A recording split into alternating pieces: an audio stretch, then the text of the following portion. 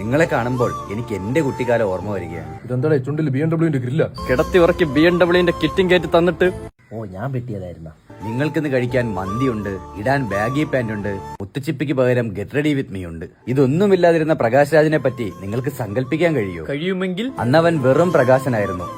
Chicken കറി കൂട്ടിയടിക്കാൻ പൈസ ഇല്ലാത്തത് കൊണ്ട് ഗ്രേവി മുക്കി പൊറോട്ട തിന്നിരുന്ന വെറും പ്രകാശൻ. ഓ, നമ്മളൊക്കെ സാമ്പാറിന്റെ ആളായിരുന്നു. ഓരോ വ്യക്തിയുടെ ജീവിതത്തിലും കൃത്യമായി മൂഞ്ചിക്കുകയും മുന്നോട്ടുള്ള യാത്ര കൊണച്ച് കൈ കൊടുക്കുകയും ചെയ്യുന്ന ഏതെങ്കിലും ഒരാളുണ്ടാകും. തലയിൽ ഫെമ്മടിച്ച് ശമ്പു വെച്ച് വാണത്തരം കാണിച്ച് നടന്നിരുന്ന ഒരു കൊച്ചു കൂട്ടുകാരൻ എനിക്കുമുണ്ടായിരുന്നു. സമാധാനമെങ്കിലും ഉണ്ടായിരുന്ന എനിക്ക് ഉറക്കം പോലും ഇല്ലാതാക്കി തീർത്ത ബാലചന്ദ്രൻ, എന്റെ ബാലൻ.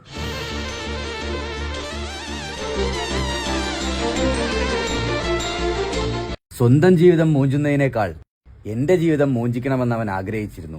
അവന്റെ അച്ഛൻ ചോറ് കഴിക്കാൻ പോകുന്ന തക്കം നോക്കി അവൻ എന്നെ റൂമിൽ കയറ്റി യൂസ് ചെയ്തു. എടാ പ്ലക്ക് ബാല, ഒരക്ഷരം മിണ്ടാതെ ഞാൻ നിന്നുകൊടുക്കുമായിരുന്നു. കാരണം ഇത് കഴിഞ്ഞ് അവന്റെ ചുണ്ടിന്ന് വേണം എനിക്ക് ശമ്പു എടുത്തു വെക്കാൻ.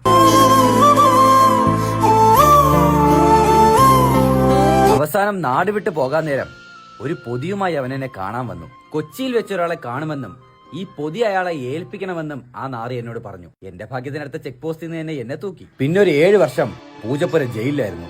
തടവ് കഴിഞ്ഞിറങ്ങിയിട്ട് ഏത് ആൾക്കൂട്ടം കണ്ടാലും ആ കാലന്റെ മുഖം ഉണ്ടോന്ന് ഞാൻ ഇങ്ങനെ നോക്കും. മിസ്റ്റർ പ്രകാശ് രാജ്, ആള് ഇവിടെ തന്നെ ഉണ്ട്. പിടി പിടി, വാ വാ വാ വാ.